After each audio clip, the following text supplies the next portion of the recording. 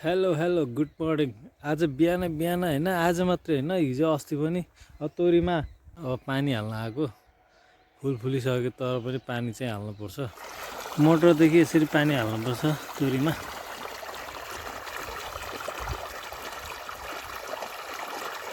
दिनभरिको काम।